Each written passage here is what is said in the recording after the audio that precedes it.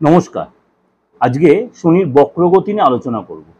কন্যা রাশির ক্ষেত্রে শনির এই বক্রগতি কি এফেক্ট দেবে? আগামী 5 মাস আপনার এই 139 দিন অর্থাৎ 30 জুন থেকে 15 নভেম্বর পর্যন্ত 139 দিন আপনার জীবনে কি পজিটিভ নেগেটিভ ইম্প্যাক্ট তৈরি করবে। আগামী 5 মাস অর্থাৎ 139 দিন শনির যে বক্রগতি হবে কুম্ভ রাশিতেই, মানে শনির নিজ রাশিতেই। শনি হচ্ছে বায়ু রাশি আর কুম্ভ রাশিটা হচ্ছে বায়ু রাশি। তো দুটোই যখন বায়ু রাশি আর মকর রাশি হচ্ছে আপনার পৃথ্বী রাশি, মানে পৃথ্বীতত্ত্ব যাকে বলে, তাহলে এই যে বক্রগতি হচ্ছে, তাহলে মকর রাশিটা শনির রাশি, আবার কুম্ভ রাশিটা কিন্তু শনির রাশি। শনি পজিটিভ হচ্ছে কুম্ভ রাশিতে, শনি নিজে হচ্ছে বায়ু রাশি, কুম্ভ রাশিতে পজিটিভ হচ্ছে, আবার মকর রাশিও শনি নিজ রাশি, শনি হচ্ছে নেগেটিভ। সেটা ওই যে পৃথ্বী রাশিতে শনির এফেক্টটাও কিন্তু দেবে, ভালো মন্দ দেবে। এবার একটু আলোচনা করি এই যে বক্রগতি, আমরা যে প্রত্যেকে আলোচনা করছি বা আপনারা ইউটিউবে দেখছেন বা নানান সোশ্যাল মিডিয়া ফেসবুকে দেখছেন, বক্রগতি হচ্ছে বক্রগতি হচ্ছে। কবে হচ্ছে এই বক্রগতি? এটা হচ্ছে 30শে জুন অর্থাৎ রবিবার রাত্রি 12টা 35 মিনিটে।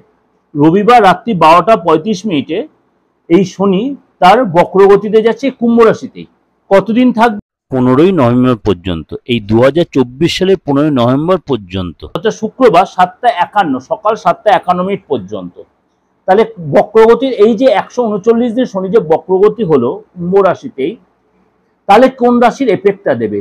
এটা কিন্তু আপনাদের একটু বলি, বক্রগতি মানে তার আগের রাশিটার এফেক্ট, অর্থাৎ মকর রাশির এফেক্টটা কিন্তু অনেক বেশি আপনাদের সকলের ক্ষেত্রে প্রযোজ্য হবে। অর্থাৎ 12 রাশির ক্ষেত্রে এটা কিন্তু মকর রাশির এফেক্টটা দেবে।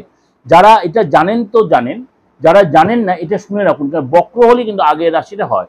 অস্ত হোক, যে কোনো গ্রহ অস্ত বা উদয় হওয়ার চেয়ে বক্রগতি যখন হবে তখন কিন্তু তার এফেক্টটা অনেক বেশি পাওয়ারফুল। সেটা নেগেটিভ বা পজিটিভ সেটাই পরে আলোচনা করছি, কিন্তু সেটা অনেক বেশি পাওয়ারফুল হয়। অস্তমিত হওয়ার চেয়ে শনি যে কোনো গ্রহ যখন রেট্রোগ্রেড হয় বা আপনার বক্র হয় বা বক্রি হয়, তখন তার পাওয়ারটা অনেক বেশি বেড়ে যায়। শনি হচ্ছে ন্যায়কারক গ্রহ। আপনি যদি কোনো অন্যায় করেন, আপনি যদি শনির রাশি হয়, শনি রাশি বলতে কুম্ভ রাশি বা মকর রাশি, শনি হচ্ছে মানে প্রিয় রাশি হচ্ছে তুলা রাশি, আপনি তুলা রাশির লোক হন, আপনি কোনো অন্যায় কাজ করেন, শনি কিন্তু আপনাকে শাস্তি দেবে। আপনি যদি বৃষ রাশির লোক, শনি কিন্তু আপনাকে শাস্তি দেবে। এবার শনিকে কুম্ভ রাশি, মকর রাশি, বৃষ রাশি, তুলা রাশিকে শাস্তি দেবে? কখনোই না। 12 রাশির ক্ষেত্রে কিন্তু দেবে। যেমন মেষ রাশির ক্ষেত্রে, মেষ রাশির ক্ষেত্রে শনি বা কুম্ভের ঘরটা হচ্ছে আপনার একাদশ ঘর, লাভের ঘর, আয়ের ঘর। একাদশ ঘরকে আমরা লাভের ঘর বলি। এই ঘরটা হচ্ছে মকর রাশি, মানে মেষ রাশির জন্য আয়ের ঘর। সেখানে কিন্তু শনি দেবতা মানে কিন্তু আপনার বক্র হচ্ছে। তাহলে মেষ রাশি বা বৃষ রাশি এটা 10th হাউস, আবার মিথুন রাশির জন্য এটা 9th হাউস। এরকম প্রত্যেকটা রাশির জন্য কম বেশি পজিটিভ নেগেটিভ ইম্প্যাক্ট তৈরি করবে।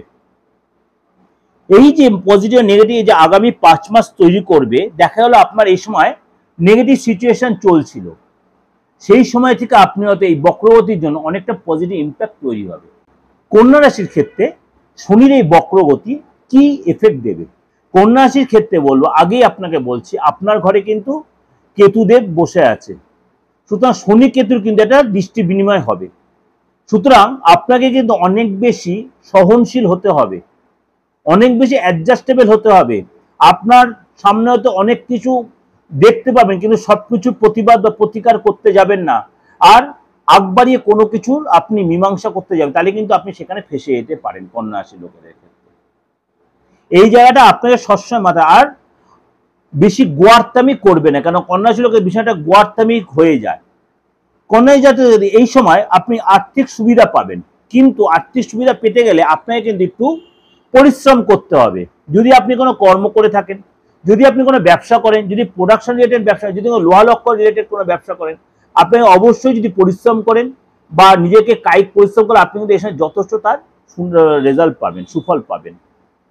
আপনি শেয়ার রিলেটেড কোনো ব্যবসা করেন, তাহলেও কিন্তু আপনি সাকসেস পাবেন, কিন্তু আপনি অনেক বুদ্ধি করে শেয়ার কেনা বা বেচা এই ব্যাপারগুলো করতে হবে, নাহলে কিন্তু অর্থ লস হতে পারে। Be careful. অনেক দিন ধরে আটকে থাকা কাজ এই সময় কিন্তু উদ্ধার হবে। আপনি মনে করুন অনেকদিন ধরে কোনো চুক্তি করার চেষ্টা করছেন বা ডিল করার একটা চেষ্টা করছেন, এতদিন ধরে আটকে ছিল, এই সময় কিন্তু হতে, কিন্তু বি কেয়ারফুল।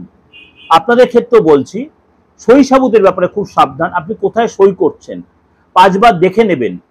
যদি কোনো অসুবিধা হয় অবশ্যই কাউকে কনসাল্ট করবেন, বা কাউকে পড়িয়ে নিয়ে কোনো লয়ার সাথে কনসাল্ট করে নেবেন।